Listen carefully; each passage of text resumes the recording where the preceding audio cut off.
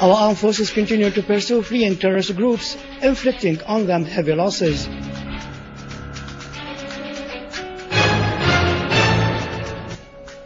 President Chavez reiterates his country's support for Syria and Lavrov affirmed the need to implement the Geneva Agreement.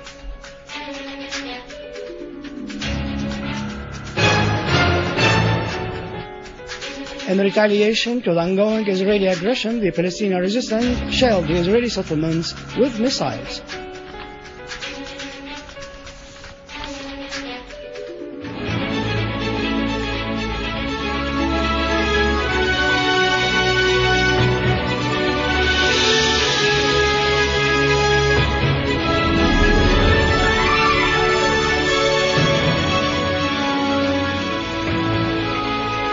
Good afternoon, ladies and gentlemen. Welcome to our news for today. In Aleppo, our armed forces continue to chase fleeing terrorists in a number of neighborhoods in the city and its suburbs. They carried out an operation at Al-Ghyour Square where they killed a terrorist leader nicknamed Ahmad Abu Al-Layl and 3 PKC and 2 RPG gunmen.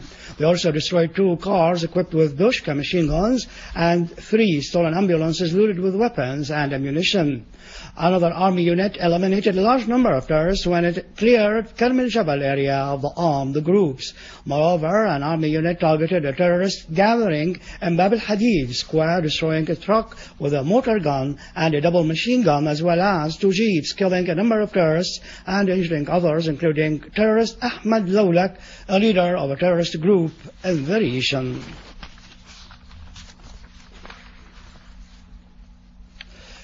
Also in Aleppo, army units confronted a terrorist armed group which tried to enter the Grand Umayyad Mosque, killing and wounding dozens of them.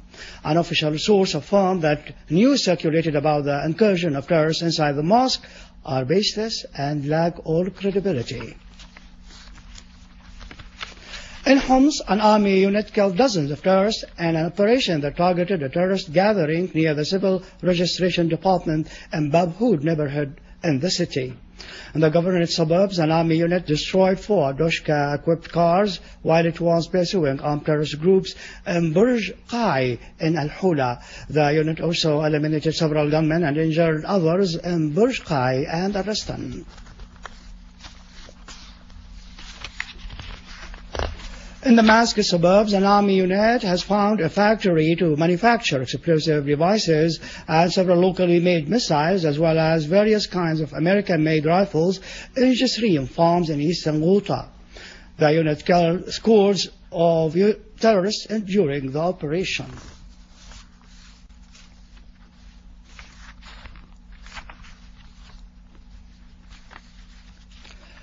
In Dar'a, an army unit repelled an army terrorist group who tried to attack a law enforcement barricade in Al Yaduda village in the governorate's suburbs. The unit killed and wounded a number of terrorists, including Thair al-Hajji Ali, Muhammad Shatara, and Muhammad al-Hashish. An army unit also clashed with an armed terrorist group in Kafar Shams in the governorate suburbs and eliminated several gunmen, including Muhammad Ibrahim Al-Shabani and Muhammad Musa Al-Dammad. Cameraman Muhammad Al-Ashram, working for the Syrian Al-Ikhbariya satellite channel, has been killed in Deir ez-Zor by an armed terrorist group.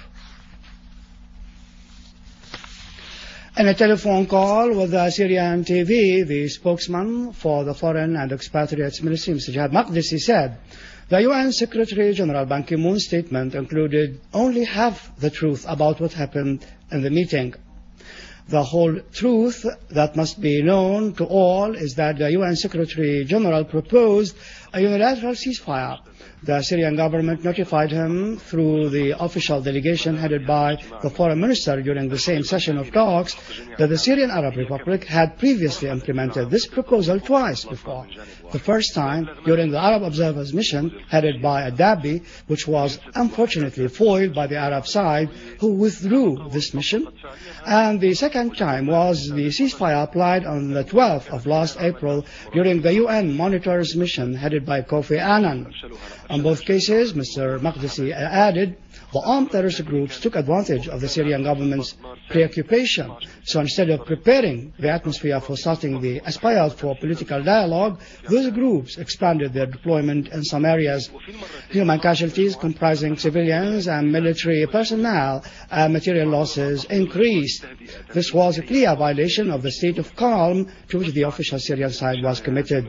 We had agreed with the UN Secretary General that the state of calm aims at preparing the atmosphere for the aspire for political dialogue, not for undermining Syria's stability.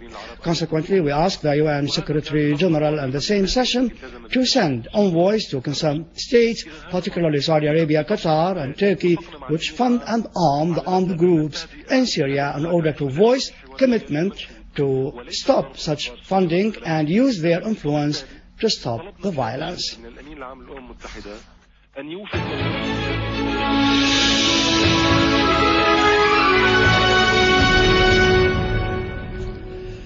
Venezuelan President Hugo Chavez reiterated his country's support for Syria in the face of a pre-planned scheme targeting it, stressing that the U.S. administration is the one of the powers most responsible for the crisis in Syria.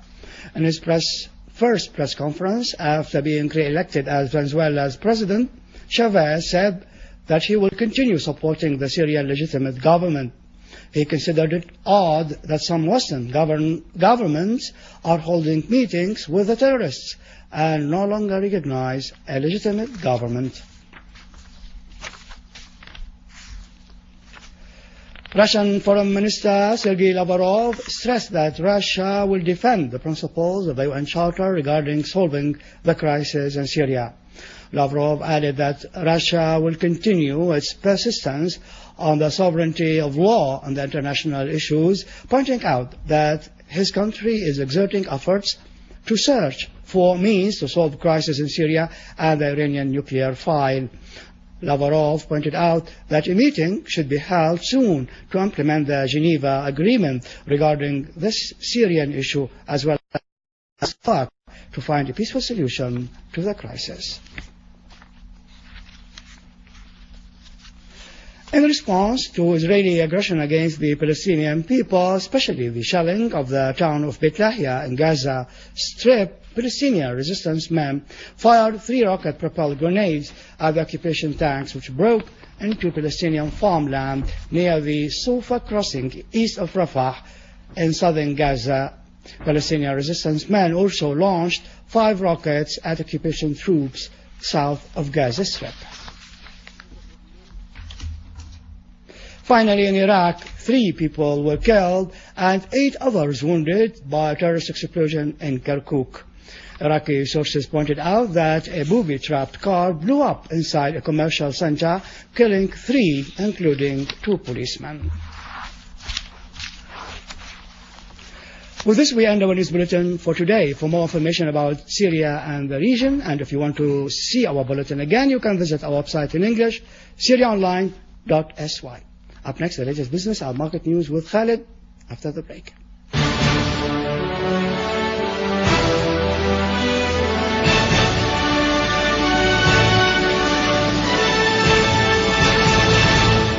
Ladies and gentlemen, good afternoon. A national workshop on the small enterprises for rural and their role in the development process was opened in